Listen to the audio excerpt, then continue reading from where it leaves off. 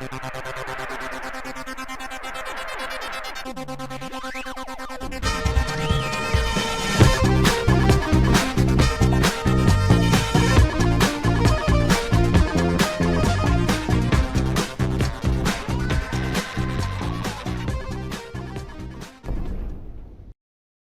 guys, welcome back. Dr. Matt Barton with you once again for Matt Chat. This time episode 569, dudes.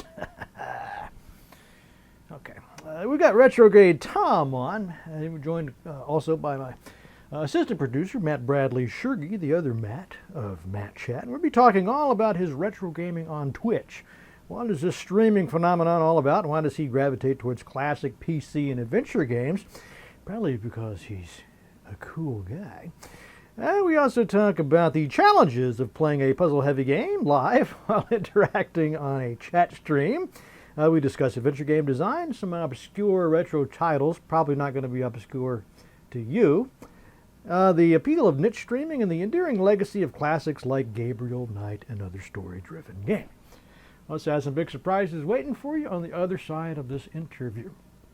So we got a lot to cover, so without further ado, here is Retrograde Tom. Is it happening? Is it happening? Oh my God, look at his background, so cool. Oh, he's muted. You're muted. It might muted. be. Got we could it. test out our lip syncing, or not lip Can you hear me? syncing. Yes. Lip reading. There we go. Okay. How you doing, Tom? Good. How you guys doing? Did you get that record button? I don't know if that's looks like it's recording. Yep, it said it was recording. Yeah, no, doing good. Good to see you, Tom. It was fun to hang out in your chat on Twitch talking about Gabriel Knight. So cool. Yeah. the other day. Good Tom, to see you did guys. You know it's Mat Bradley-Tschirgi's birthday today? You're his birthday gift. This.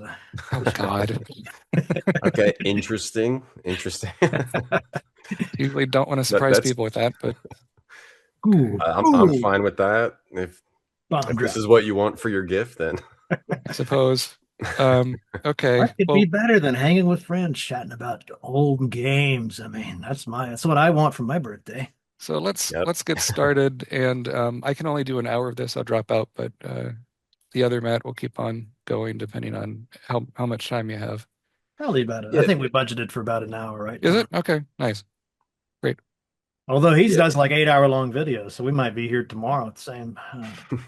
Yeah, I have to go for a marathon.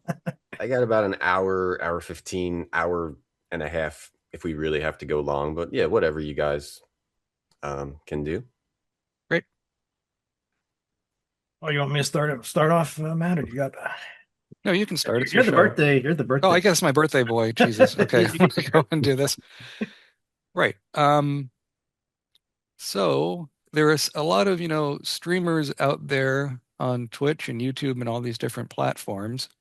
What made you decide retro computer games? Because that's a bit of a niche for variety streaming. You don't see as much of that as some of the more mainstream things like Fortnite.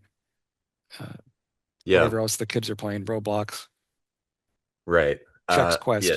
I'm not sure how many of the kids are doing the retro PC streaming, but it's a lot bigger than it used to be. I've been, looking back at old streams and having nostalgia over the way it used to be when I started back in 2015. It just sort of, I grew up with computers. My dad's father had computers. He used them for work. So they had computers, and my dad always had a computer, like a, IBM PC. So I used them growing up. And then of course we played games on them. They had like, we had the big blue disc. I don't know if you guys have used that, but it was like a disc magazine. It came on a 5 1/4 inch disc, and I would play little games on there. So I've been gaming, since like that really old stuff and trying stuff out since then. So I've always had that as like, big blue disc. I've streamed some of it. It's a really cool old, they had like utilities. It had these little animations about this little guy. I forget what his name was, but he would always die in these horrible ways, like a little stick figure. And then there would be like darts games or like racing games. And actually John Romero and Carmack. This was like their company, the Big Blue Disc. But anyway, so I've been gaming since then, and pretty much trying stuff out on DOS and Windows 3.1, Windows 95, Windows 98. So it goes all the way back to just sort of messing around with PC stuff. But then also, of course, as consoles came along, I did that as well. But when I started streaming in 2015, people weren't really doing PC stuff. So as I was trying to figure out what could I do that was unique and what do I love, I think I don't remember where it started. I could look at my list of played games and see, but I think it was probably like Sierra. I just was like, okay, I love Sierra games as a kid. I loved King's Quest V and all the King's Quests and Quest for Glory. And so I was like, all right, let me play these. And like they were really popular because a lot of people do them now, but back then I didn't really see them personally. Not that it wasn't happening, but people weren't really playing those. People weren't really doing retro PC. There was a lot of console, but I didn't really see retro PC. So I was like, okay, let me dive into this. And the more I did it, the more I explored because I really learned a lot about retro PC from streaming and trying to find new games. And I hadn't even played like the Space Quests as a kid, really. So I really explored all of the Sierra stuff. And then I started to dive into other adventure games or other, I'd never played Thief. I'd played like Deus Ex, Half-Life. I played some big ones, but, I hadn't played everything. And it was just really fun to explore. And it was something that was pretty unique. And I think it still is, but now you have multiple people that I know that have streamed like incredibly obscure vampire themed FMV adventure games. I'm thinking of Gothos, a game called Gothos, which has Gothos, Gothos. And people are streaming obscure Myst clones now, and you didn't really see that in the past. So it's become a lot bigger.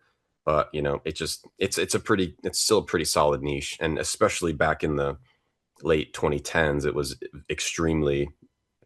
Yeah, it has some of the fun.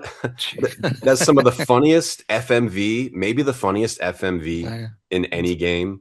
Well, it's just probably better than that new vampire game that came out recently, huh? Maybe I don't know which one. I don't know. What was that one everybody's having a Bloodlines 2, maybe? Yeah, something like that. Oh, the Vampire Masquerade Blood. Yeah, I think Bloodlines 2. But Bloodlines 2. Okay. Look at that production value. That's solid.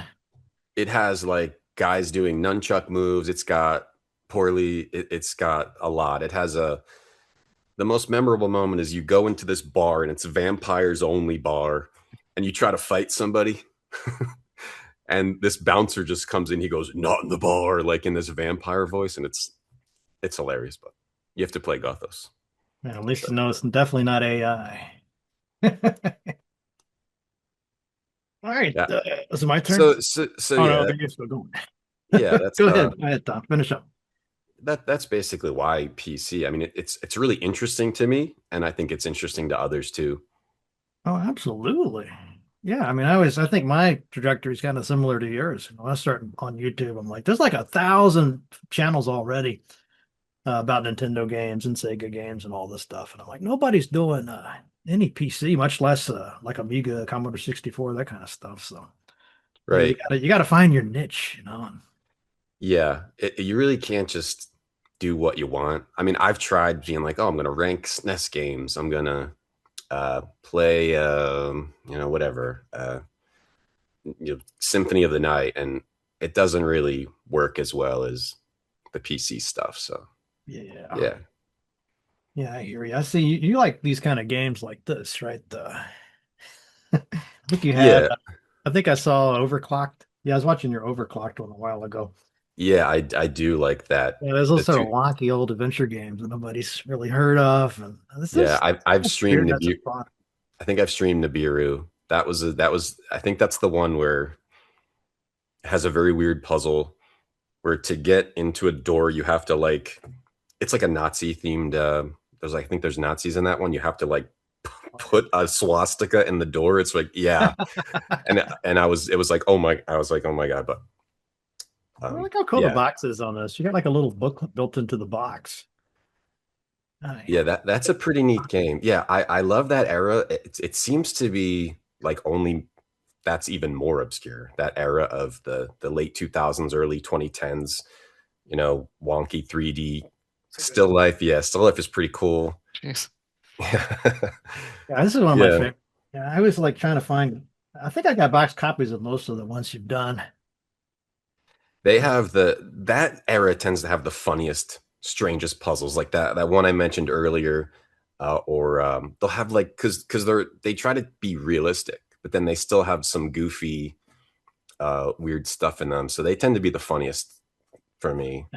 But it's a lot of like long stretches of kind of like dull as they try to work through like very deep storylines, but then they'll have these big, funny, strange moments in them, or like weird animation cutscenes and stuff. So yeah, I do like I have those. I have kind of a fondness for the Dracula games. Did you ever play those? Yeah, the 3D Mm-hmm. like first person 360 degree. Right. Yeah, Dracula 1 and 2, and then that third one is like, yeah, that's an interesting series. The third one is actually pretty good. It's like surprising. Like the first two have a lot of that weird I forget who they're made by, but they have a lot of that weird 3D modeling and animations and voices. And then that third one, it was like shockingly, oh wait, they actually did something kind of cool with this one. Yeah, it's something But yeah, Oh, go ahead. Path of the Dragon you're talking about? Yeah, let me I believe see. that's the third one. I try to bring that up. Oh, it's mostly negative. Oh no. Yeah, I remember liking it. It was a while ago. Let me see, Oh. Dracula. Not Dracula Unleashed. I forget the subtitle. Oh, now who could look at this and not want to play this game? I mean, Oh yeah, what's that? They got a Seventh pipe dream guest looking kind thing of. there. Oh, there you go. Right. Sure. With looks like Latin on the top, if that's correct. Something about blood. Looks like Yeah, there's some on top. tough puzzles in there. I mean, you can't always judge adventure games by like the reviews, because some of them are just for people maybe like us, maybe, who are like really into them and can appreciate the good parts of them. Um, that's kind of what I've discovered, that it's adventure games are such an extreme niche that even when they're bad, there can be a lot good about them. I mean, that's most games, but I've found that most of them tend to be worth playing. Let me see, Dracula. I'm trying to find. I always forget. Nothing's coming up here. Yeah, but it's by the Adventure Company. oh yeah, those guys were publishing like Company. crazy back in the 2000s, I guess. Are they still around, the Adventure Company? I don't think so. I don't think so. I know Microids is still kicking around. Microids is still publishing like they did like Poirot, like newer Poirot games. Oh, Poirot, stuff like that. And so yeah, Microids, which they did like Siberia. They kind of kept adventure games alive. I'm not sure if Adventure Company is still around. man, that But Siberia game was awesome. yeah, Siberia is really, really cool. Let me see here. This Blazing Griffin developer. Oh, there we go. Looks like it. Yeah, Oh, mostly this negative. came out just a couple years ago. Wow. Pretty Yeah, recent. they pumped out some young Poirot games. Mostly negative. What are they complaining about?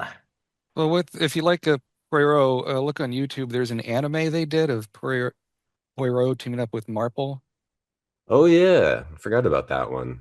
from the Yeah, 80s. I mean, and they keep it fairly grounded. It's not like they're fighting, big robots or anything like you might expect.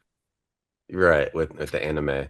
Yeah, I have to check that one out. I forgot about that one. I do like the mystery shows like that, so I have to check that one out. And But We should probably show your channel at some point. yeah, that'd be good. oh yeah, you Oh can if yeah, you so I like. see you're Gothic. So you don't just do adventure games. You did this Gothic. That was pretty funny. Oh yeah, Best I've game. I've been doing a lot of adventure lately, sort of just focusing on that. But then I wanted to play an RPG, so I dove into gothic, which is, there's adventure elements. It's, there's story elements. So it can be a similar experience, but with maybe a little bit more interesting gameplay moment to moment. So yeah, I'm trying to. I was purely adventure for maybe 6 months, but now I'm trying to vary it up a little bit. You can't really just do one thing. You got to try different stuff as a Well, streamer. it's good to mix it up, and also like after a certain point, hearing I can't open that, I can't use that over Yeah, and over again can get to be a bit much. yeah. I mean, No, I really love all kinds of games, so I would stream anything. But I was doing adventures to really try to focus on one thing rather than like being all over the place. you know So what I'm my not, favorites ones are? I really love those Nancy Drew ones from her Interactive. yeah, You ever play one of those? yeah. I've played like the first 8 or 9 of them, Oh, and just the first 8 or 9. well, there's like 30 or 40, and they just made one a few years ago, I think. Oh Which was yeah, good. yeah, I got that one too. I don't know if I have a Yeah, box copy. I don't even know if they do they still even publish those in boxes. I'm not sure. I don't think so, but I'm not sure on that. But yeah, those are again like you'd think, oh, Nancy Drew, it's for kids or whatever. But they're surprisingly, well put together. Have fun little Myst style puzzles, and actually, again, with I really like playing adventure games for the funny moments. You have Nancy Drew will die in these horrible ways. She'll get like burned alive, or she'll get knocked out. Oh, it's Get have a chandelier, traumatizing. have a chandelier fall on her, or And it's all your fault. yeah. The funniest moment was you can go into a shed and you can pump this pesticide, sprayer, and if you pump Mhm. it too much, she breathes, she just passes out, and I think she dies. You got to restart. And so you think it would be like very kid friendly and wouldn't have stuff like that, but those games have a lot of fun design in them for sure. Those games are great. And they take some liberties, especially like the ones where she's wielding the shotgun and the whole chainsaw massacre one. That was Okay, I haven't tried that one. I have to play that one. gosh. No, I You know, think you've got a. I didn't mean to cut you off, man. I was just gonna say you oh, seem to have a special fondness for Dragon's Lair. Me? Yeah, is that true?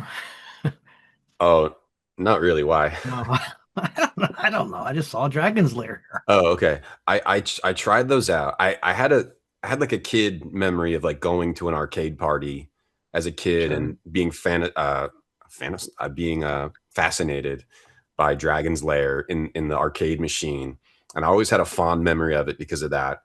But when I went back to play the DOS versions, and then I also played like they made this pixelated DOS version of Dragon's Lair, and it's actually probably the best version of Dragon's Lair because it actually gives you a hint on like whether you press the button at the right time or not. But all the other versions don't do that, and it's just like impossible to play. It's just like too much random pressing.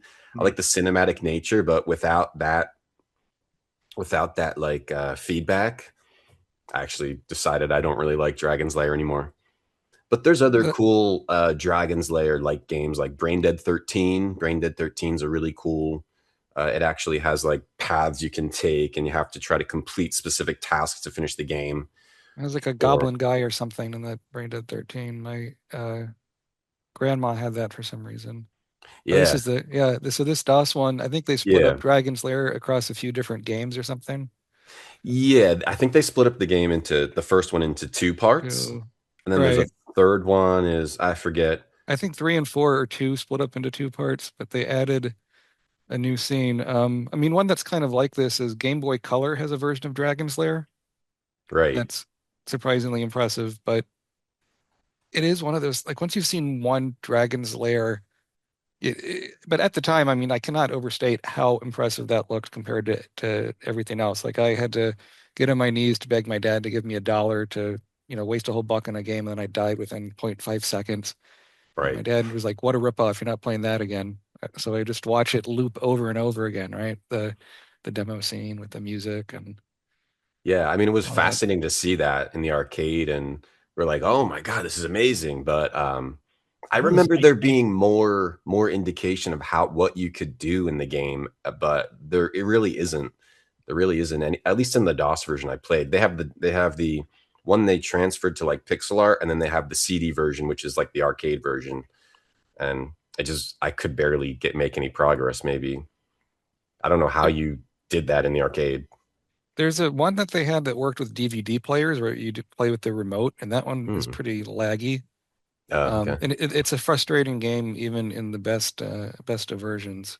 Yeah, I mean it's still cool. No, it's cool. I mean, I got to see. I'm originally from Marietta, Georgia, which is around Atlanta, and I got to see Don Bluth, who made those games, speak at nice. Dragon Con. And at that time, he was trying to develop it into an animated feature.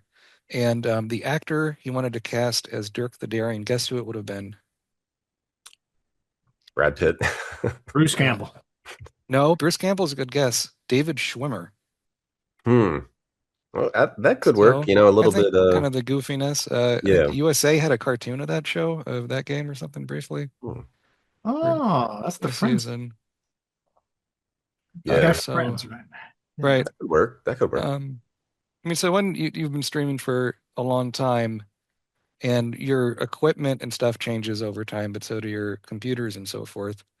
What do you do to kind of move things, like when you decide what to replace, or like let's say you're telling someone to start out and they had like $200 or something, where should they put their money? I mean, I've had the same microphone since 2016. There's a lot you can do with just filters in OBS. OBS is the program everyone uses pretty much to stream. Yeah. There's a lot you can just add a filter. You used to have to use all kinds of other programs, and you really don't. I don't know a lot about audio. I don't know a lot about webcams.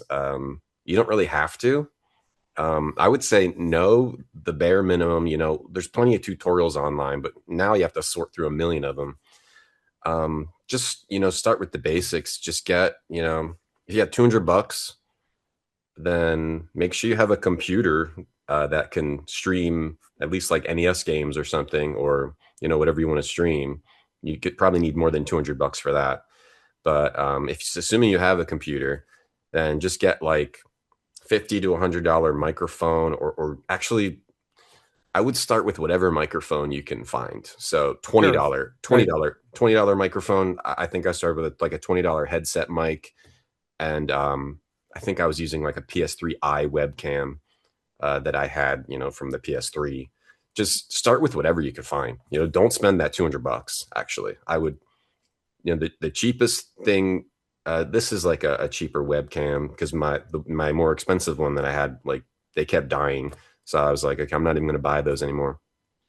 Yeah, just do it as cheap as you can, because you don't know if you like it, right? So exactly, and it's more work than people think. I mean, yes, it's fun. You're playing games and whatever, chatting with people, but it takes a long time to build the audience, and something that I found frustrating, maybe you did too at the beginning, was to see how do you not like compulsively check the view count and all the stats and things, because you can kind of get lost in those numbers.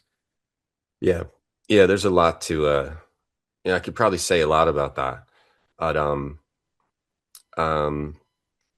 as in terms of view count, I mean, when you're first starting, you have to figure out you don't know what you want to stream. You don't know how you want to stream. You don't know what you want to say. You don't know what you want to play. You don't know how you want to play. You don't know how you want to respond to things that people are saying. You don't know how you want to mod your chat. You don't know, how you want to take a break. You don't know how you want to do anything. So you just have to figure it out at first. Figure it out and just like figure out what's good for you. Figure out what niche you can be in, or figure out like if I just want to press start and do what I want to do, and I don't care about any of those other things. But if like, viewers, because you can absolutely stream not caring about viewers, and if you just want to play, and if one person shows up and you're happy with that, then that's perfectly fine. But if you do care about viewers, it's a little weird. It's a little weird because you can't really focus on that. You still have to focus on that other stuff I said before, like what you want to do, how you want to react to things, what vibe you want to present. And you can't really, the viewers will come if you are doing that the way that you want to do it, that you think is appropriate, and you have to learn every day. You have to try to improve every day. I would watch your streams. Definitely go back and watch your streams and see if it's something that you would want to watch.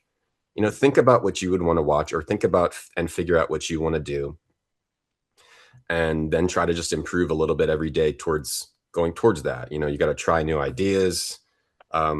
It's pretty complex. It's pretty complex, but I don't look at viewers while I'm streaming. I just try to like present the vibe I'm trying to present. It took me a really long time to figure out all that stuff that I mentioned, and how I wanted to do things. And I was definitely doing things wrong for a very long time. And I probably still am in some ways, but I'm trying to just get a little bit better every day, every month, every week. There really is a lot that goes into it. You have to perfect your mindset. You have to perfect your energy levels and your programming, what games you're playing, whatever you're doing. Sorry if this is getting a little rambly, but yeah, there's a lot to it. But I would say just don't worry about the viewership. First, worry about if you're presenting what you want to present and what you think is a niche. If you want viewers, what you think viewers would want, and try to figure that out. And don't obsess over the number. I do see a lot of smaller streamers sort of being like, oh, I tried to play this and it didn't work, and then I switched to this and it did work. But then you look at their stream and it went from like 8 viewers to 10 viewers to 8, and it's just, there's not enough big enough sample size there. There just isn't. And I know, because I used to do that, and I would play Kingdom Hearts and be like, oh, it went down 5 viewers, so people hate that, so let me switch to something else. And that's just not the way to do it. You have to, if you're presenting the right vibe and you think that you have enough to say about the game you're playing, or if you're presenting the vibe you want to present, then don't worry about those viewers. Just keep trying to do that day to day and improve, and that's more the way to go, if that makes sense. It does. That's great. And like William Shakespeare said, I think it was about streaming, to thine own self be true. Yeah. But Right. what amazes me about Tom, your streams, is that you're playing these pretty complicated games, to control, and solving puzzles and all this, and you've got this chat stream going, and you're like constantly interacting with. You probably have the best audience interactions I've seen on one of these. I mean, you'll just stop and talk about crumble cookies for like 30 seconds. Like, okay, but it works, it makes it all entertaining. And I mean, yeah. How do you focus on the play? How do you play the game so well while you're dealing with, coming up with what to say and keeping an eye on the chat? I mean, there's a lot going on. Yeah, I mean, that's definitely a skill that I've had to learn. And that's also part of figuring out what's good for you. So if I'm playing an adventure game, I can always just pause and check the chat, right? I think you do have to remember to depend. If you want to talk to chat, then it's a skill you have to learn. You don't have to talk to chat if you don't want to. There's plenty of streams where people don't. But for me, it was a skill I had to learn. So when do I, at what points in the game am I going to be able to check the chat and talk to chat? And, I think for me, I also don't want to only be talking to chat, because I also want to try to play the game. So I think it's just, it's like a skill, and you have to figure out how you want to best do that for yourself. Again, I did have to learn, like, platformers. I'm not really good at like playing platformers, because you have to pay attention to those the whole time. Or like, games like Gothic. Again, there's breaks. So if you have when I can look away from the screen, check the chat, talk to chat, it's definitely a skill it's a learned skill, 100%. Yeah, you got to practice it for sure. Well, I like to stick to turn-based RPGs, because you just got natural places where you can chat, whereas the real-time stuff, I'm like, yeah, I'm not so good at those games anyway, but man, trying to chat at the same time, forget about it. Yeah. I mean, yeah, like I said, it's definitely a learned skill. And I've realized that some games are just not for me, that I'm not the best at streaming. So that's kind of why I stick to the adventures, or less hyperactive games, because I do want to talk to my chat and goof off with chat and stuff. So that's my favorite parts of the show, really, is where you do that. I did pull a quote from one of the overclocked videos because I Okay. thought it was an interesting point you were making. I don't have the timestamp here, but Okay. you're talking about how it's good when you stream games and play a large variety of games. You study those so many different designs, so many different elements. You get all these different perspectives, and you say this is kind of making streamers experts on gaming in kind of a unique way. I thought that's a pretty interesting argument there. I mean, have you thought more about that or have more to say about that? Yeah, I mean, it's it's not as serious as I make it out to be. It's not like I'm like like it's not like streamers are like Socrates or something. But in a way, if you stream full time, if you stream a lot, you're playing a lot of games and you're sort of discussing them with people. And if you really are like, if you, I started ranking the adventure games, so I'm paying more attention to what each one is doing. You're really analyzing them on like a minute to minute basis. I think and then looking back at old streams and how I used to react to games and how I react to them now is I think I do really, you do really become like sort of an expert um, in some way, and you can like I can appreciate games so much more now. Like when I first played Gothic, I was like, oh, this is kind of cool, oh, but this is weird.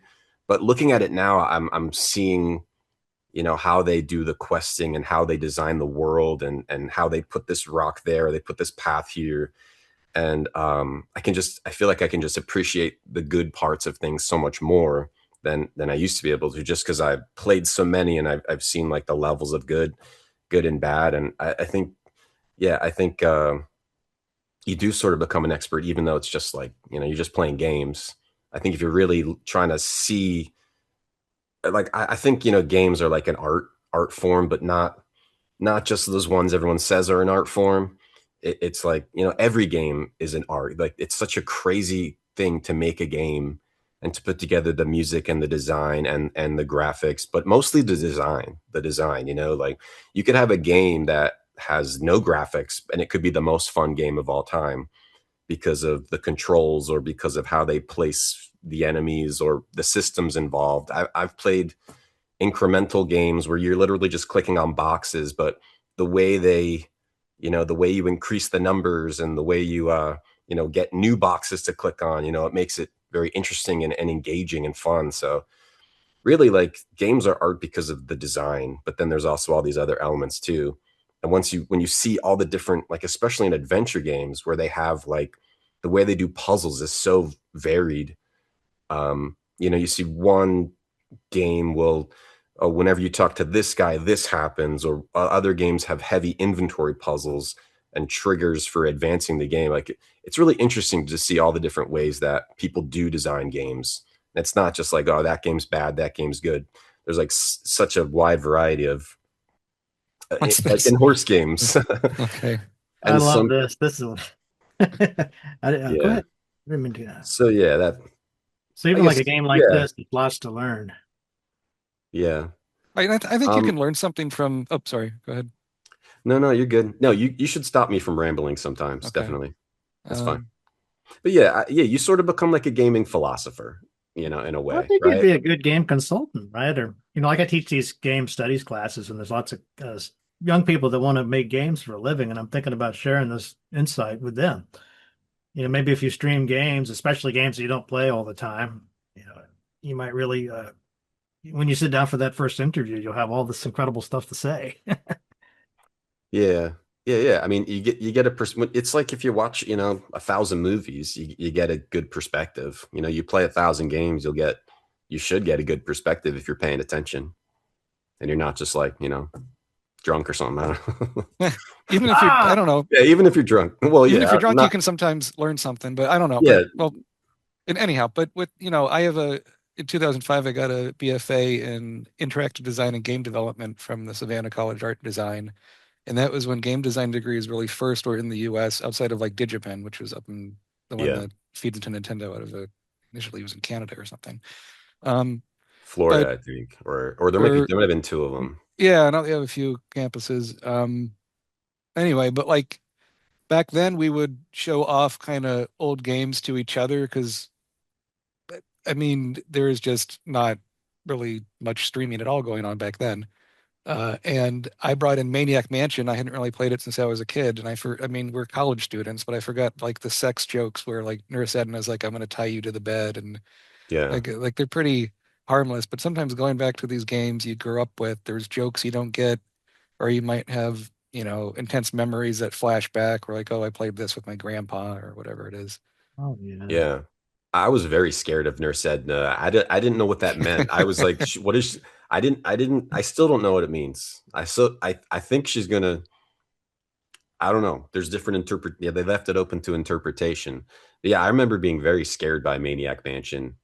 Then you go back to it now, it's just, kind of silly, but In some when ways, it's like has like stealth game mechanics because you can get trapped like pretty easy. yeah, you can't stand near the door, when the guy's gonna go out the door, when cousin Ed or whatever his name is. You gotta avoid Nurse Edna. But yeah, when those were like the Right. height of graphics, when like this was Yeah. the best graphics you had, like that blood on the wall was actually creepy, right? I remember the vibes of, Hmm. and Nurse Edna catching you was like horrifying, especially if you're a kid. So yeah, Yeah, it's there's a amazing lot of how things Rocky Horror changed. Picture Show and Return of the Living Dead and Yeah, what's going yeah, on? Did you Oh, ever see the Maniac Mansion sitcom I did. Yeah, I remember with what. Eugene Levy and or he created it? Oh, it's not great and has almost nothing to do with the show. It's like relatives of the doctor from the game. Right, is the doctor in it? It has like someone with the same name and like a Bigfoot, right? Yeah, and someone Or is part fly, part scientist, or it's this is this is for real? Yeah, this was syndicated Canadian television Oh, that that explains that that. Eugene Levy was the father in it, or not Eugene Levy, sorry, was it Flaherty? You got a few SCTV people, at any rate. Joe Flaherty is one of the leads in it, yeah, is it and any good or I haven't seen no, it. no, No, it's okay. not. I mean, So it doesn't follow the game at watch the all? pilot just to see how bizarre, how far removed it is. Even the theme song will make you want to jump out a window. Like it's this slow paced um, thing that there's some weird licensing deal, and you can find on YouTube. There's a clip of David Letterman talking to Joe Flaherty, the lead guy, about this TV show, and he mentions it's related to a computer game somehow, but even he doesn't know what the computer game really is. Okay. Yeah, I do like looking at all the like why these shows exist or like who was working on them, shows from the 90s and whatnot. Can be quite interesting to see how they got there. But yeah, I remember that show came on and I was like, this is not Maniac Mansion. And I don't, but that's all I really remember about it. I wonder if it's on like Amazon or Netflix or something. I don't. It's YouTube has it. Oh, YouTube Um, has it? yeah. Okay. So if you pull it up for a second, it is just really, really. It doesn't do a lot with the science fiction element, and the house doesn't even seem that scary. So it's like if you're going to knock off the Addams Family, but make it based off a computer game and worse. And A try little to bit, they're probably going to take our channel. They're probably going to hopefully cancel not. the episode. Maybe. That'd be a rough one to get dinged for playing this. Is this the right show? This is the right show. Yeah, I mean, we can just look at the opening credits, I think, and we'll get the idea. But yeah, this It's is got quite, the reference to the meteorite there. but very brief, and you miss it. Yeah, and Edison is the scientist. all right, I love Fred the Catcher in the Edison. Rye. That provides instant cred. But What's again, you might. This doesn't scream wacky, goofy haunted not at house show. all. I would have made it more Yeah, like Return of the Living Dead. Yeah, they look too normal. I right. mean, And you usually have you say, the oh well, or Michael Short, not Martin Short. Excuse me. uh, Based on the original computer game by Lucasfilm Games. There you go. right, that shot there. Okay, you got some weirdness, but they should And that all look weird. that little guy is part lab. Oh, geez. So, So they made it for 10 years. well, no. The joke is it's the 10th anniversary special, but it's not. I think it was 3 seasons or something. Oh, Um, gosh. but I think we got the idea. We don't need to see more tracking camera shots through a Canadian basement. Man, they Yeah, Uh, we've worked been hard on that. Would have been cool if they made a Day of the Tentacle like cartoon or something. Whoa, The yeah, sequel. Oh, that there we one's go. that one's pretty wild. Yeah, what is it?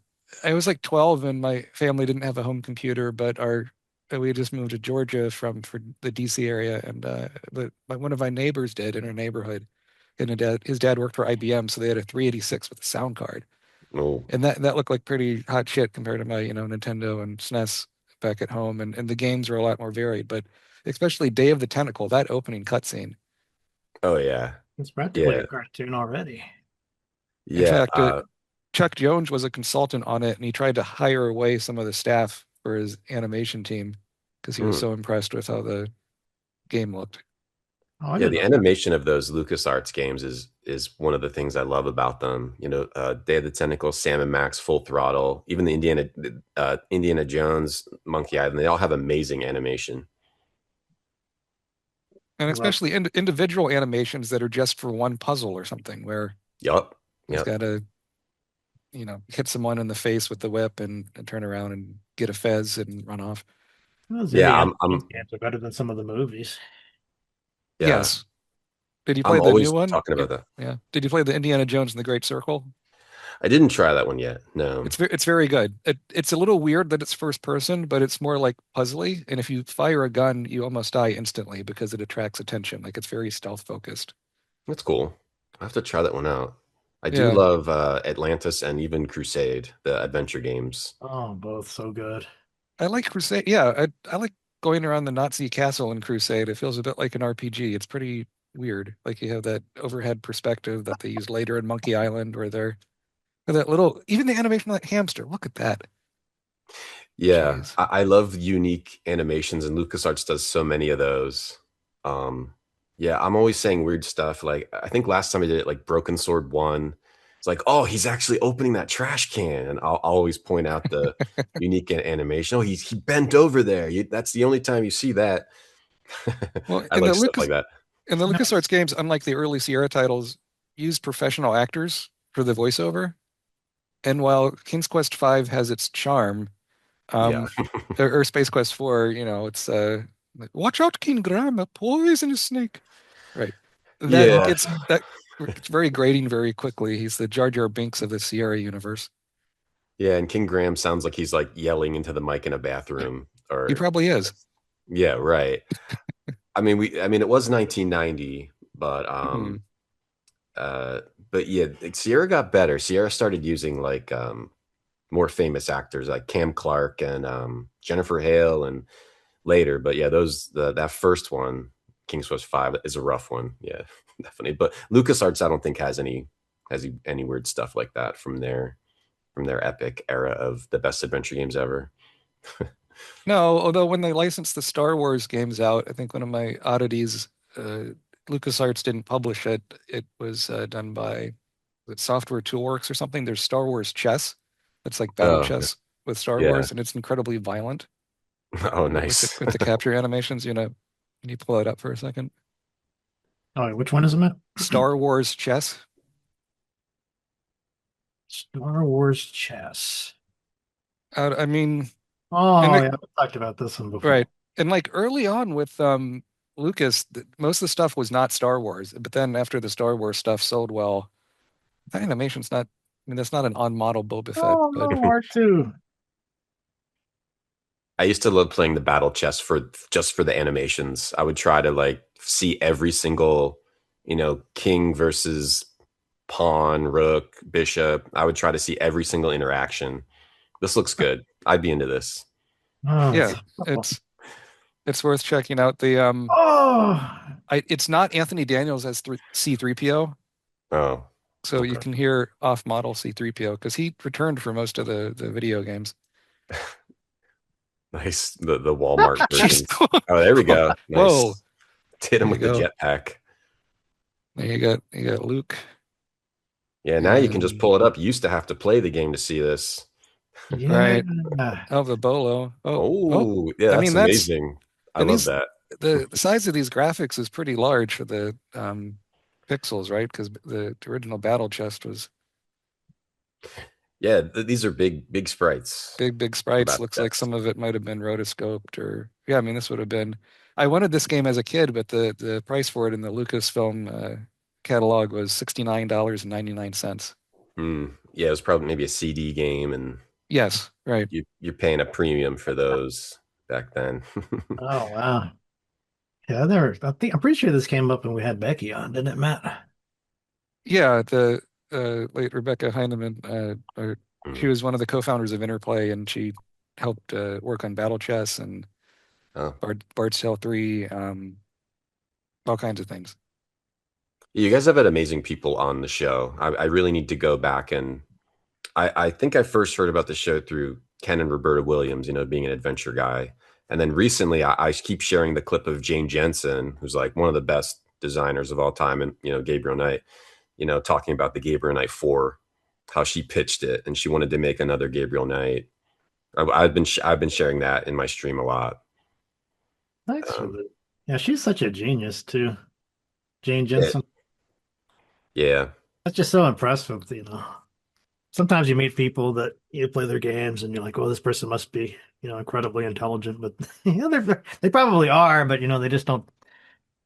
Oh wait, I'm kind of getting into dangerous territory here, but anyway, I mean, talking to Jane Jensen, I'm like, whoa, okay, yeah, I can definitely see how she was able to do all this amazing stuff, yeah. I love her style of design, which is to take you know, uh, a theory or something from the real world and then build a game around it as if it were real, right? Like voodoo in the first Gabriel Knight, or like the wolf myth of the second one, and then the Templars. As if what if it were real, and what if I build an adventure game around it in the third game?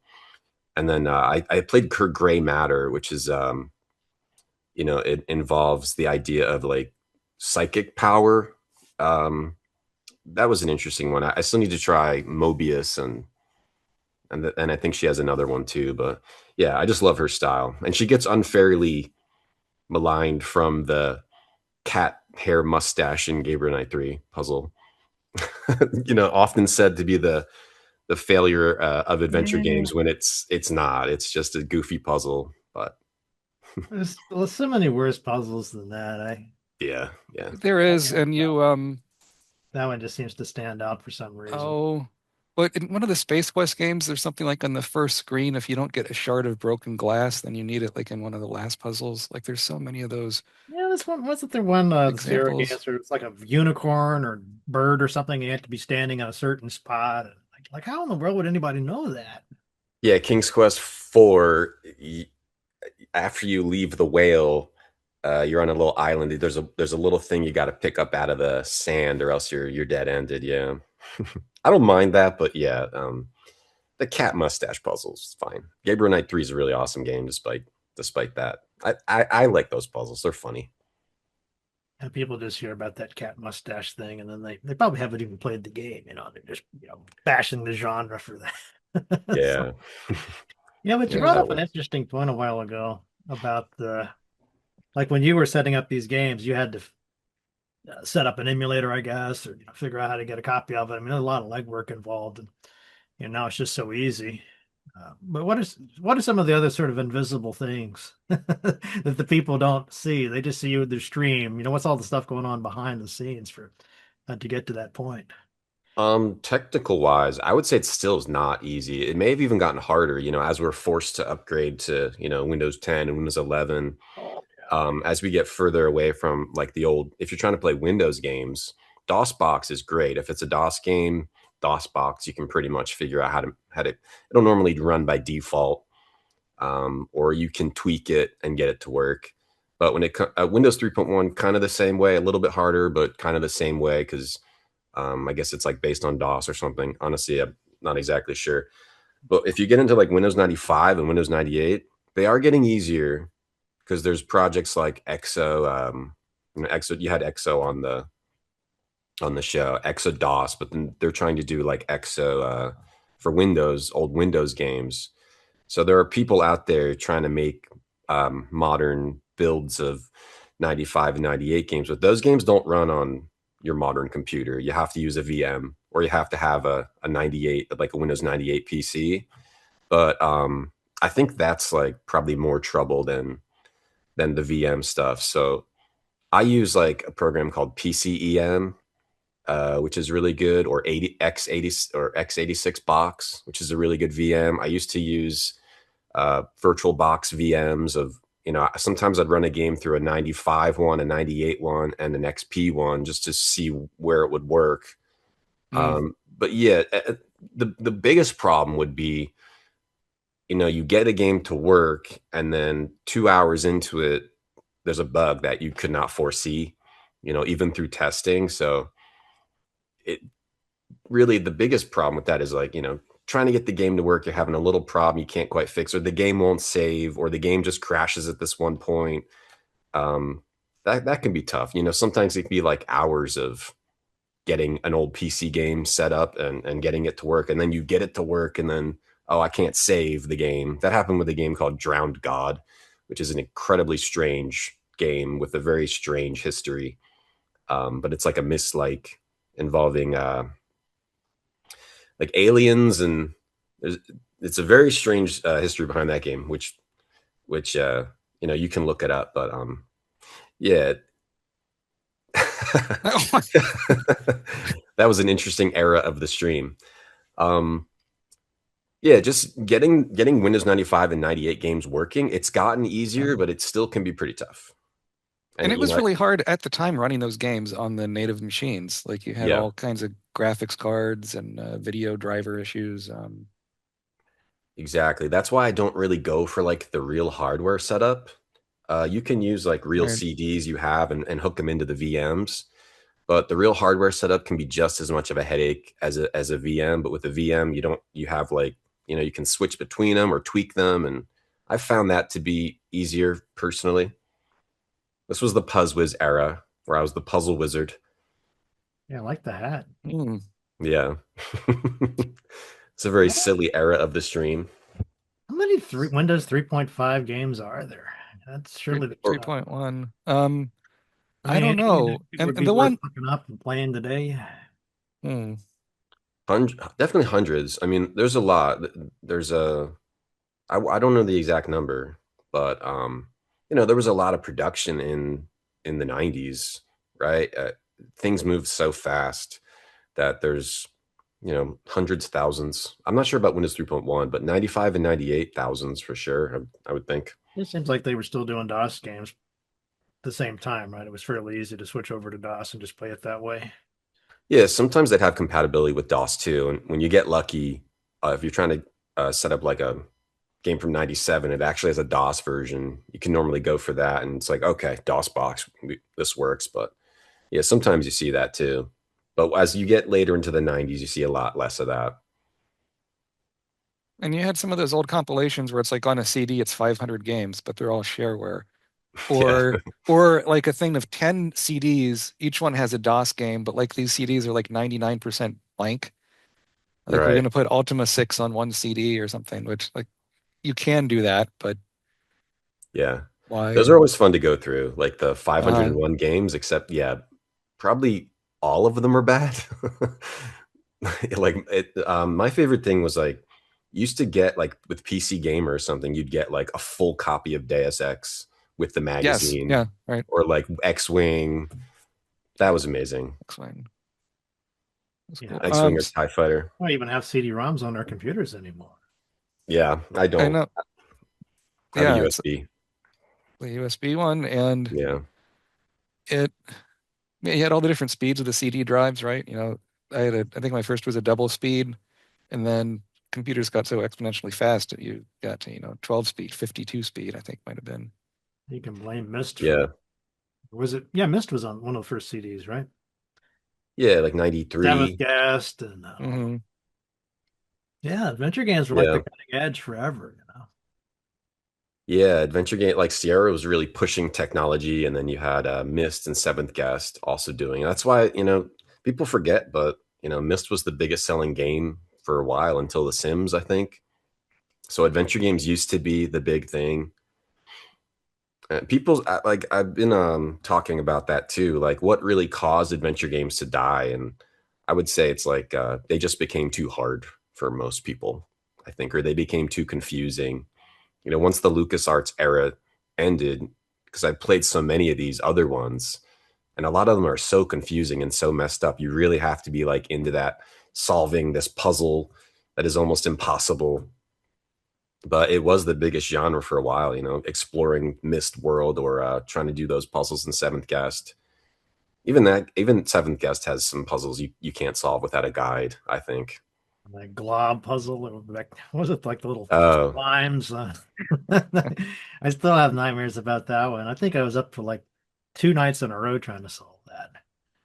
yeah, that one you can't even solve now because it's based on your processor. So it's something like if your processor is too fast, the AI is too good. There's something like that. But there's other puzzles where like they expected you to know like a certain personality aspect of somebody in the FMV, and it doesn't even like show that in the FMV, so you have to either guess it or yeah, that's adventure games. I hate the ones where it's like you tried everything to get to the next part, and you just can't figure it out, and you finally resort to a walkthrough, and they're like, "Well, you got to go back and talk to this guy again." Right. It's like, what? How? But what are some? I was sitting here trying to think of like more recent adventure games that are really good.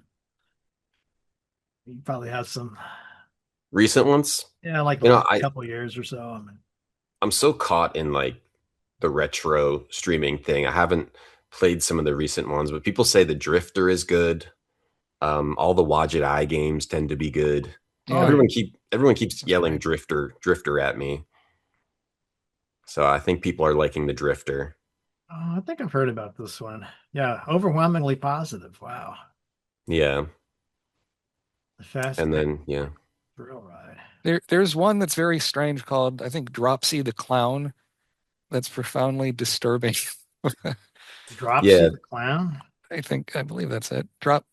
Is it Dropsy? Just Just Dropsy. Dropsy, yeah. Yeah, first one. I haven't played that one, but that one's cool because it doesn't have dialogue. It's like a purely visual interface. Kind of like Goblins. Right, yeah. Yeah. Yeah. But Um, it's like what- I think it's even more visual than goblins because sometimes goblins will have like the word of the inventory item. But Right. this is like just these little bubbles and I need to play this one. It's But deeply upsetting, even looking at the pictures. But I love the indie gaming, like stuff like this comes out. Yeah, there's stuff like Adventure Game Studio. People make these games with. Have you ever tried making an adventure game yourself? I have not tried to make an adventure game. I mean, I've messed with Game Maker and Hmm. Unity. I used to have like a Unity job, at like a technology company, but I have not tried to make an adventure game because I think it's so difficult. It's like one of the hardest games to make, I think, an adventure game. I can jump into Unity and like or Unreal and throw down like the default FPS blueprint and I can move stuff around and I have something that's probably playable, right? But with an Hmm. adventure game, there's no like default adventure game uh, blueprint other than, maybe like talking to people, dialogue and inventory. But to make like a good one, it just seems like it's so difficult. Have you guys ever? well, like you're saying, if you ever every puzzle, you have to create a whole new interface and you have custom animation just out the wazoo. I mean, so much more Yeah. involved than just shoot the demons. You know. Well, Matt, you just did a game not that long ago, right? Oh yeah, well that was I used Twine to make that, and even that was a fairly significant challenge. But That's a text-based thing, right? yeah, Or you can put graphics in. You can okay. put, but you can do. I guess you can do whatever you want to with it if you're advanced enough with it. But Okay. I yeah, did one I that wanted to make a game, and uh, I'm like, I'm never going to succeed in my Unity-based RPG. Right. Make a sure. line game. I know a lot about writing, so I thought this would be easier to do. And yeah, it's a lot of fun. I had a lot of fun making that. I didn't get rich though. Is it on itch or what game is it? Oh man, Matt's going to embarrass me about this. No, it's after you show yours, I'll mention mine, which was just text-based that I did originally for the iPhone, and then Apple rejected it because they said it's not beautiful. So I just published it for free. That's a Uh, strange one. Yeah. Oh yeah, there's yours. XT Crisis, the activation. That looks cool. Yeah, so it A little has, you know, sci-fi, a lot looks a of, little noir. yep, a lot of branching path stuff. Yeah, I thought I was onto something here. So, it's kind of AI and augmented reality and That looks really cool. I'm gonna have to check it out. Yeah. Why don't you pull up, why don't you pull up Death mine, I by guess, while we're, silence. Oh, what's yours called, Matt? it's called Frankenstein's Bastard Daughter. It's Frankenstein. a text Okay. How's game. that Frankenstein? Bastard daughter. Okay, I think I got Yes. I hired a musician, Mark with the C out of Florida, to write the theme music for it. There you Okay. go. And it's this Game Salad arcade, which used to be this drag and drop thing. I don't think it's doing the music, but that's fine. Don't go to the URL that doesn't, but yeah, click on play. Oh, you can hear the music sort of. But so you get to choose, what to, I mean, Ah, this is cool. really rudimentary, right? Yeah. But it took me, I designed this by hand in a little notebook to test it. And then I couldn't even figure out how to render the text well enough. So all the text is actually image files. Oh, okay. So I did it like I should have used Twine looking back on it. That would have been much faster. So you died. But there's a go back button. And that was the big thing is I wanted it like you're reading the old books and you pick the wrong thing and you want to flip back instead of having to start from the beginning. Yeah, choose your own adventure. That's fun. That seems Right. cool. Yeah, no, it was cool. It took longer, and when I ended up releasing it for free after all the time developing it, it was a little bit frustrating, but it was good to have that experience, and it makes you appreciate, I think, the adventure games a bit yeah. more because like it has to have a story. The puzzles have to make sense, And they and have to be engaging, interesting too, yes, right? You can't just say, okay, put the key in the lock. You have to say, put the key in the lock. The key doesn't work. Oh, the key breaks. Okay, now what do I do? Something like that, you know? right. For years I've been wanting. I should actually do it before I get too old, but I've been wanting to do like a Gabriel Knight spoof. I think there's an audience for that. But make it in the Definitely. style of King's Quest 3 where it's like really annoying, where there's giant holes in the floors where it kind of This trolls the is a good players a idea, bit. man. I like that. I think it's I gotta look through my notebook to see what it has a ridiculous name, but I think you'd address like his sexism sort of, but also like I don't know, like that's also part of the character and when it was written. So Yeah. it's really a fine line, or that, or like Leisure Suit Larry. Um, I I've streamed that a few times, and that always brings really interesting people into the chat that don't quite know what it is. Yeah. You gotta look out for that. But Have you streamed those, Tom? I have, yeah, yeah. The How'd Leisure that Suit go? Larrys are I mean There there's must be definitely some humor. hilarious audience. Must be hilarious audience commentary on those. Yeah, I mean the people tend to like games like that. But I think what's good about them is they're still good games. They just, have a certain type of humor. They're still funny. Like Al Lowe is still funny, and like he knew how to make a good game too, or the team knew how to make like a good puzzle game. Like one is a pretty solid adventure. It's just, has like a more adult theme, and there's definitely parts of it that are not meant for that they're kind of mean. There's like mean stuff or You can get him to shoot himself in that first one. oh, can you? Yes, if you, there's there's yeah. I think if you wait too long or something, it's like Larry Uh-huh. gives up and it cuts to a close, so he puts a gun against his head and shoots himself. Like it's Okay. really in the original Well, they EGA. have that little But quiz you have to do to get into the game, right? And ask you all these questions that only an adult would know. I guess now it's like a Yeah. boomer quiz. Like it's right. Yeah, well, yeah, this is the VGA version. I do like those games. I think one is good. Two is maybe the trolliest Sierra game Yeah. because it's full. It's just dead end after dead end after dead end, but it's really fun dead ends. Like if you go out on the boat and you need to bring your hat. Okay, so then you go back, or you have to go out on like a lifeboat, right? And then you die of like sun exposure. So like, okay, let me bring this hat. So you bring the hat, and then you're like, oh, I'm hungry. So you brought like some dip. Oh, the dip is poisonous or whatever. Okay, so you're dead. Let me go back. I got to bring different food. It's like full of just dead ends. But it's so funny though. It's two is really funny. Three is like maybe the best one. It's like this long adventure. You also play as like the female character in that one. There's definitely like inappropriate stuff, or I mean, I think a lot of it is just adult humor that's okay, but there's definitely some stuff that's like, okay, this is like, we probably wouldn't get away with this today, but like for good reason. I went back to 7, and after going on some cruise ships, and it was a lot funnier Oh yeah. because it has some very specific stuff on there that, I mean, Leisure Suit Larry isn't necessarily subtle, but like there's little annoying things on a cruise ship that the game just captures perfectly. Yeah, 7 has a really funny version of Ken. He tends to put Ken in all the games. Yeah, That's like a really funny version of him. And I actually think Leisure Suit Larry 6 is like one of the best designed Sierra games. right. It's like super gross. There's like a lot of gross stuff. It has a really good design because it's like your goal is to like date the 5 women or whatever, but what you have to do is like really interesting puzzle wise. So Oh, you're talking about yeah. And yeah, the new ones are pretty good too. I heard Allo likes them. Or is Right, doing the things ones by good. the German The company. German developer. Yeah, I played the Uh, first one. I remember it was pretty good. I haven't played the second one. yeah. I don't know if they've got number 6 on. I They think might it's in a have collection 1 through 6 something like or that. something. Yeah. Okay. Yeah, those games, I don't know.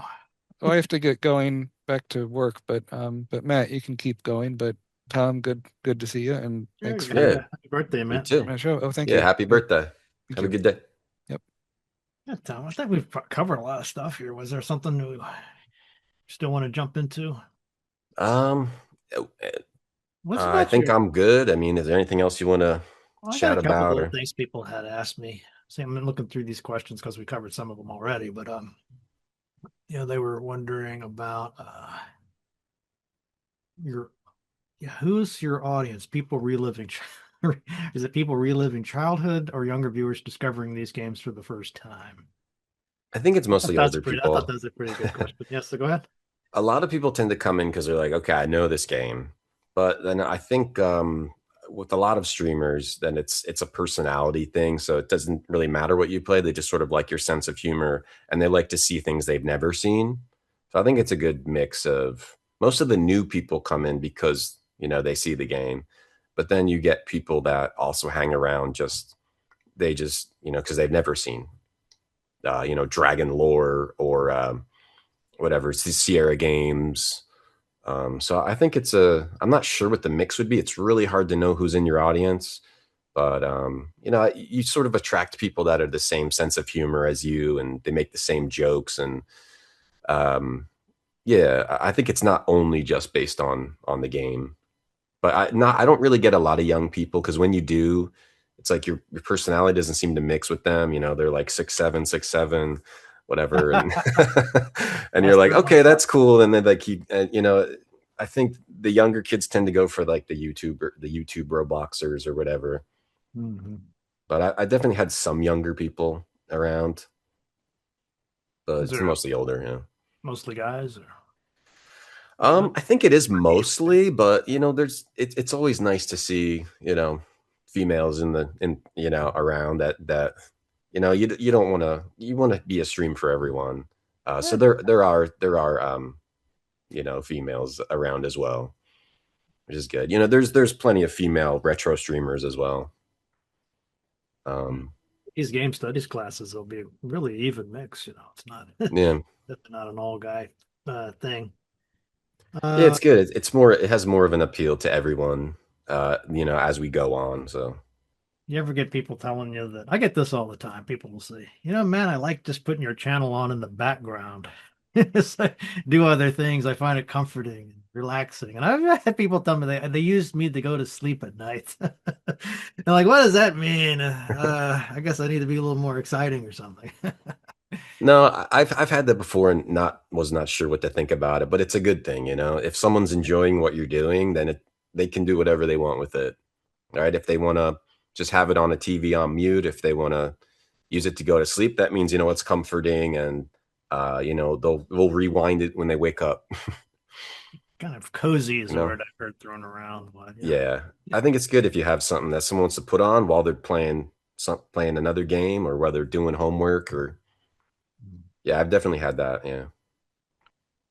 All right, I guess the only question I have left is about walkthroughs, if that ever came up. But do you walkthroughs. use walkthroughs? Do you avoid them? What's your So yeah, I do like to get the original experience of the game, like when we couldn't just look it up, because otherwise you're not really playing a game if you are just looking it up the whole time. But some of these games are, it's you just want to experience the game. So if I'm stuck for like too long, I just look it up, or I'll use a save state in a game. I think for me it's less about like doing it myself and more about like keeping the experience moving. But I know there's an adventure streamer, Hippolito Picardo. He I don't think he streams anymore. He did for a little while. He came back, but he would do it no hints, and he would just I'm doing it no hints. And if he really got stuck, he would sometimes get like a hint from a chat, but it would be like really rare. And he would play like Zork and everything like that. So some people do. I'm not going to do hints no matter what. I'll wander around this game for hours. But for me, I want to move on to a new experience, and I'll look it up, and I think that works. I don't know how people can do that. That's really impressive. I mean, there's no way I could get through probably 60-70% of those. Even like Mist, there's no way I could have completed Mist at Riven. I think Riven even came with a hint book. I think, yeah, a lot of them come with like hint books. Riven's a tough one. I recently played that again for the second time, so I kind of knew what was going on.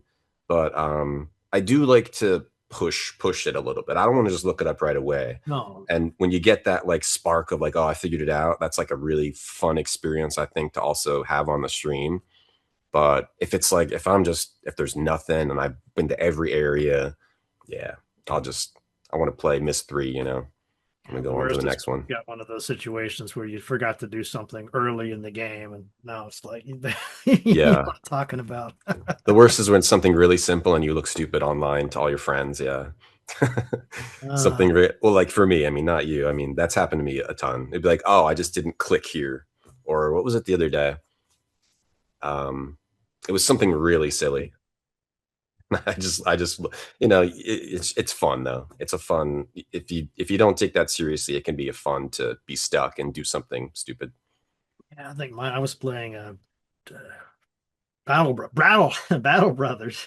Oh yeah. And I couldn't figure out how to, like, the top of my screen was cut off somehow. I'm just like, what the hell? And I'm trying all this stuff, and just, of course, like, as soon as I finished the video, I'm like, why didn't I just adjust the resolution of the game?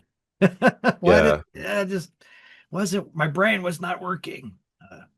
Yeah, you have that moment exposed to the world. So just the only last thing, I noticed it on your streams, you've got a little note there about no hints, no forget what the other one is, but it was backseating. Yeah, backseating. I'm like, what is that? What is backseating? Yeah, I guess that's like a Twitch term, but like, someone's in the backseat telling you how to drive, that kind of a thing. I don't do that on my stream because then I might as well just be playing with a walkthrough.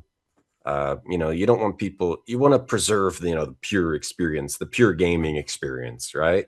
Of like, I like watching people that even if they're not solving the game quickly, seeing their process and seeing their reactions to how the game, to what the game is doing, what the game is showing you, like the story or the animations or the puzzles.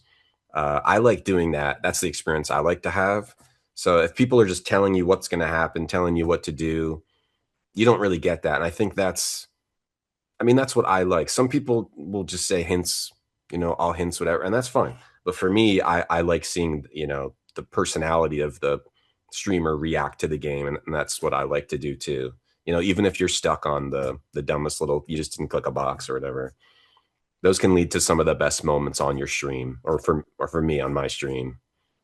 I like we need to do a video at some point about like the etiquette of watching streamers. Yeah, I think a lot of people understand right that. Way to compliment. I didn't know what that was, but now that you said it, makes sense. Yeah, it's totally fine. Like, yeah, if people don't understand that, I think I used to get a little grumpy about it, and there's a video of me getting a little grumpy about it, but which I use as like a funny little animation to play. But now it's like, I just say, oh, I play without hints. Most times people are not trying to mess you up. It's No. just people are like trying to have fun discussing games. So you can't get grumpy about it. You just got to be cool about it. Especially if they figured it out after a big struggle, they're like really proud of that, want to share that. Yeah, exactly. Everyone's there to sort of, as long as they're there to have a good time and they're not trying to like hurt you, then yeah, you got to be forgiving. Because look, you're playing a game online with people; they're gonna say something about the game, so I mean, got to be you don't forgiving. have to deal with like people that, what's the worst thing here? They're just really jerks or what? Do you have to like Oh, kick people out of the channel sometimes? I mean, absolutely. There's oh, there's yeah, everyone has to deal with that. I think I've barely had to deal with it, but what I've had to deal with has been kind of crazy. It's like psychologically weird stuff. Like people will make accounts and like pretend to be friendly, and then they'll hit you with the hammer of whatever they're trying to do, trying to post weird links, or they're trying to.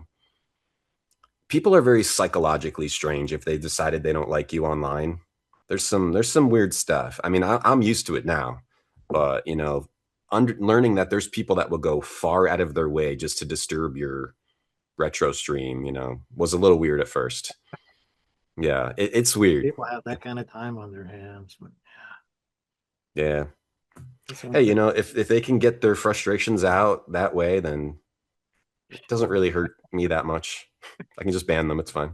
I get the occasional snarky comment, but I don't want to jinx this, but I feel like this community is pretty positive. I haven't really had to delve with that. I hear stories, Yeah.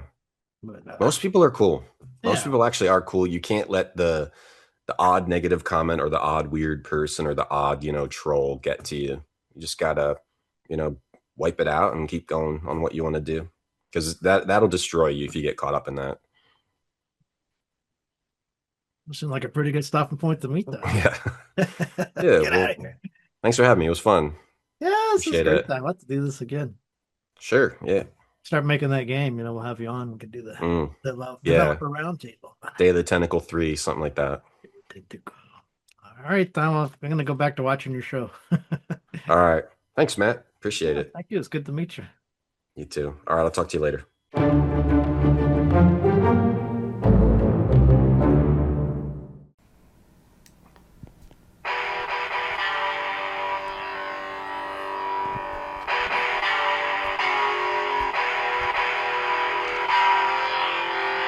Yeah.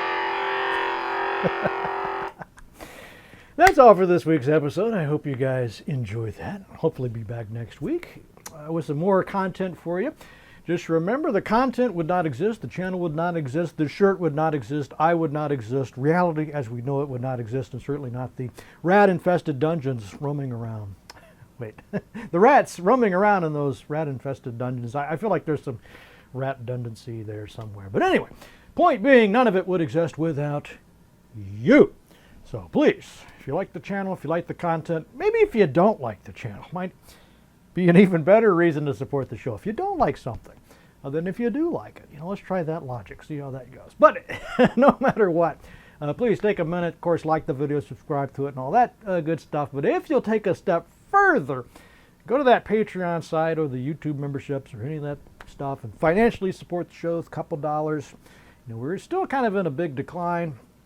We've gotten some new people coming in, some fresh blood, so it's been more good news than bad, but we're still a little shy of where we need to be. So if you're one of those guys or gals that have been wondering, waiting, is this worth investing my money? I think if you're investing your time, you should probably also invest a couple bucks. You get more out of the channel, you get on the Patreon site. A lot of cool benefits go with this, but most of all, you'll get our gratitude. And remember, you can't spell gratitude without rat. So once again, thank you very much for your continued benevolence, or perhaps malevolence, by supporting MatChat. Hey, what about that news from the Mat Cave?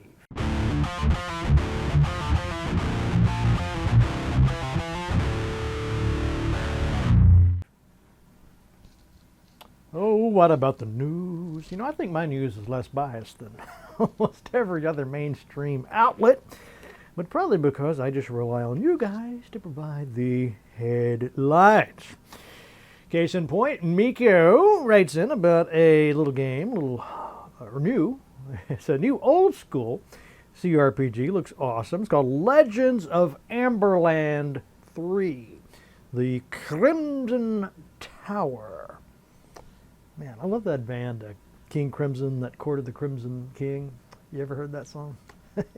Has nothing to do with this. Legends of Amberland 3, The Crimson Tower, now available on both GOG and Steam. It's developed by Silver Lemur?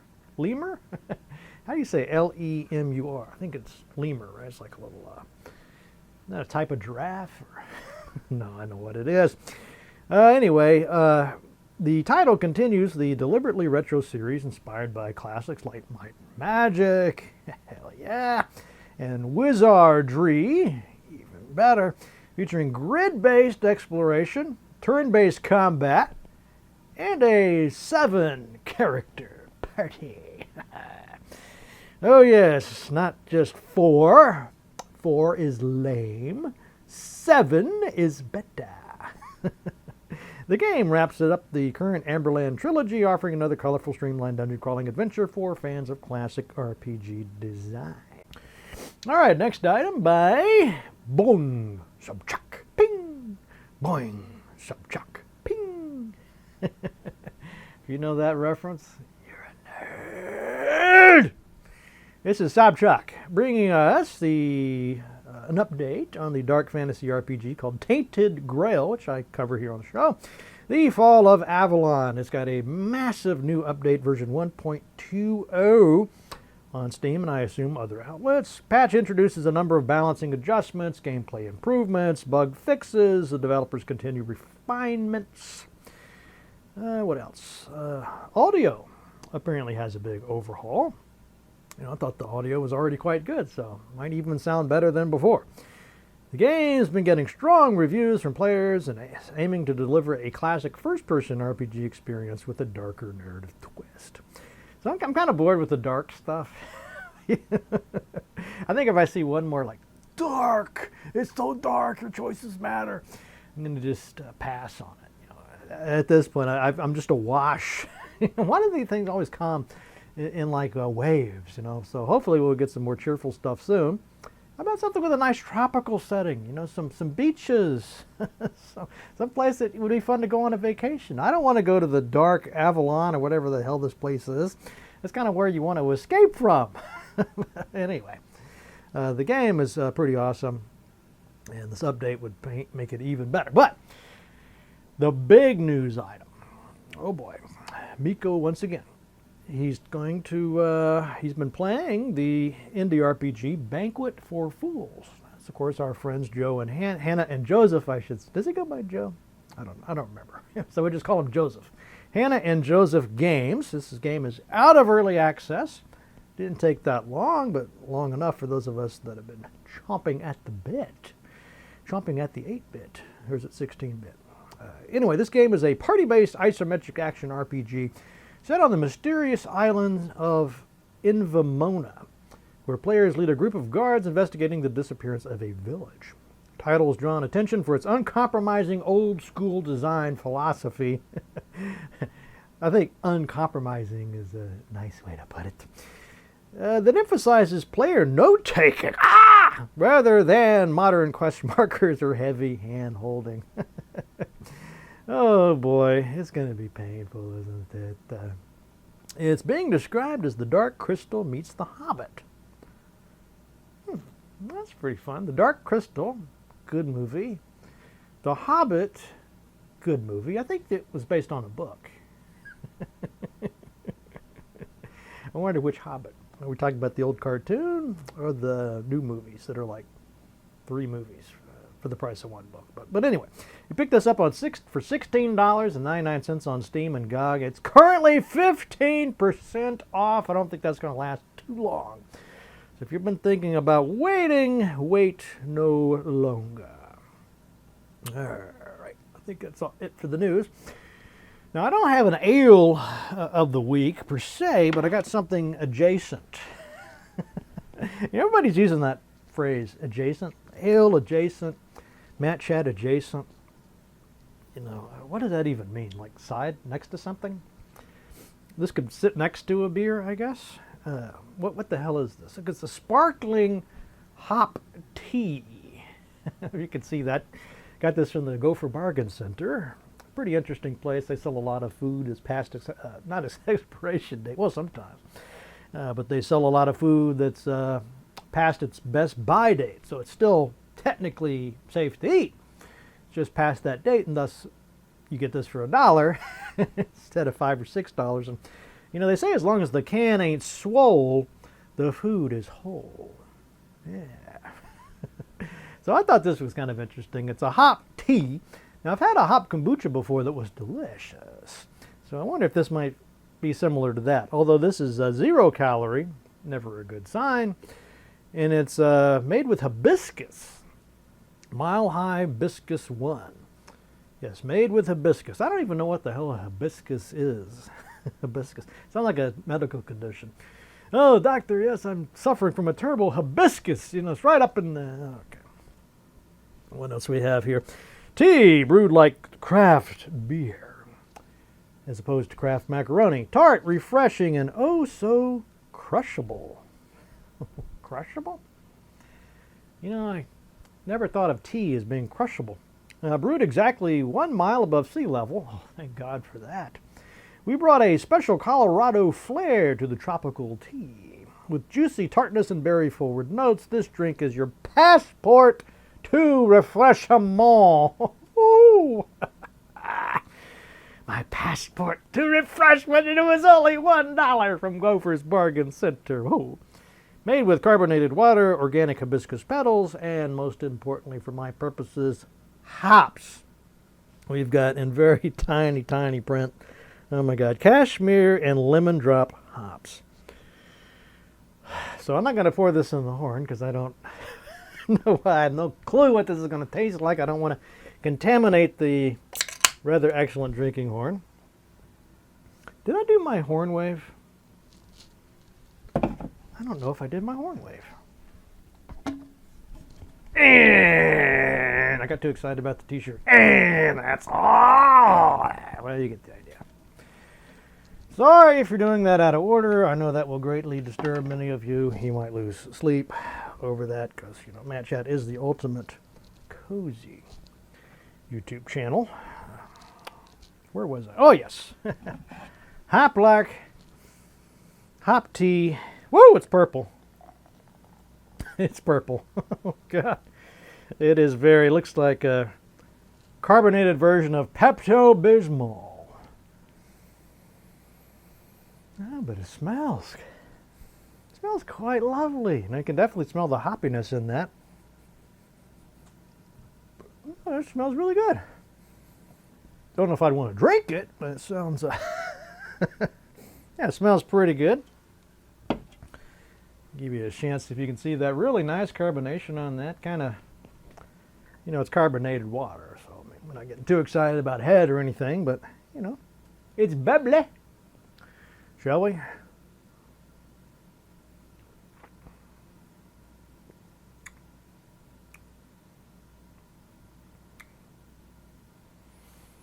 What is that?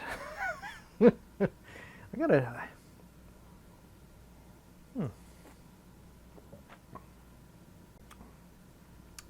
Is there flavor to this? I don't tell you, I mean, those flavors must be very subtle.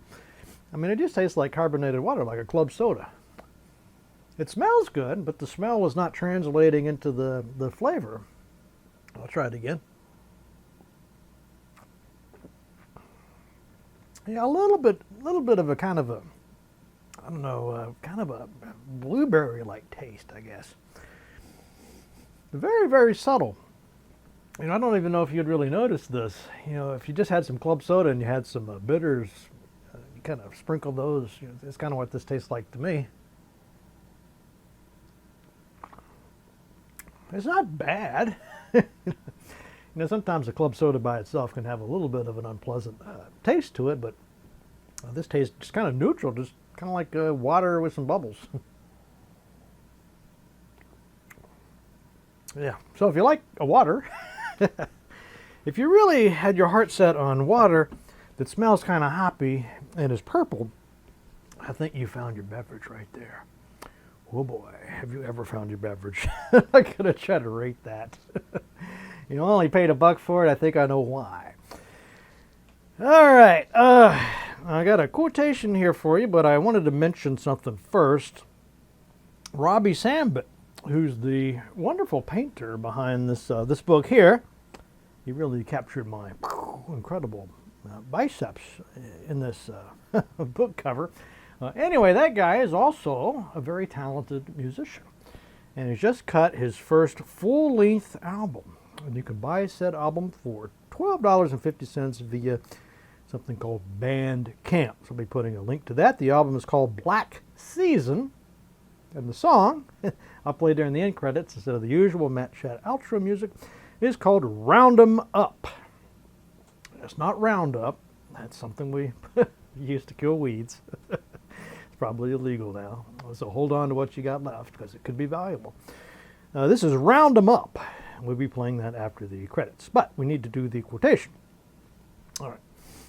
Did I get enough use out of this t-shirt to justify? You know, maybe I can play along with Robbie. He'd probably really appreciate that if I played my t-shirt over his music, wouldn't he? Probably not. The quote. I was looking for quotes about streaming, Twitch streaming, and all that jazz, and I found one by a certain MC569, who is the co-founder of Twitch. And the quote goes something like this. He's got a TED Talk. I'm excited for a world where our entertainment could connect us instead of isolating us. What in the name of God is happening? Oh, I actually turned on the microphone. That was weird. Okay, let me see if I can get the quote restored. It doesn't look like it, so I'll just have to do the best I can. I'm excited for a world where our entertainment can connect us instead of isolating us.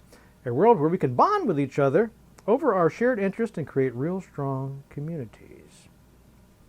So there you go. Quotation by MC569. And I think that's really kind of nailed the success of Twitch, if you think about it. You know, it's not so much about the game or even the skill of the person playing the game. It's that experience of watching them stream and chatting with them as they're playing. It's just kind of a fun, you know, that word community gets thrown around a lot, but it is kind of like sitting with your buddies, just playing games and chatting in the living room. All right. So that's all for this week's episode. Hope you guys enjoyed that, and I'll see you again next week.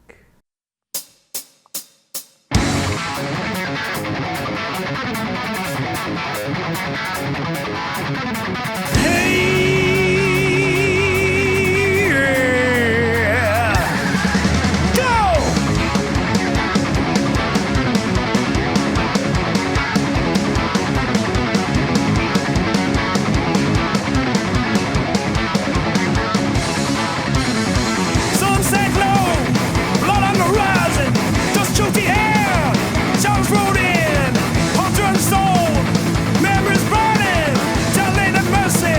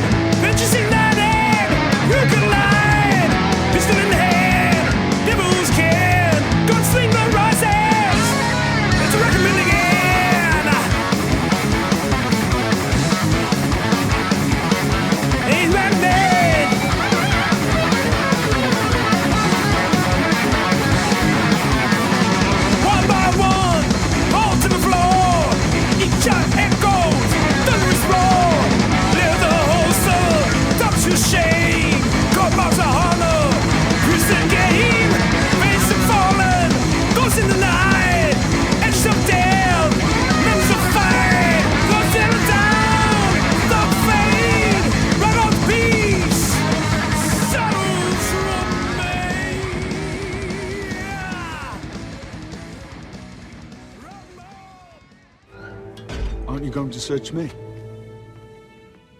I could have anything down my trousers. Or nothing.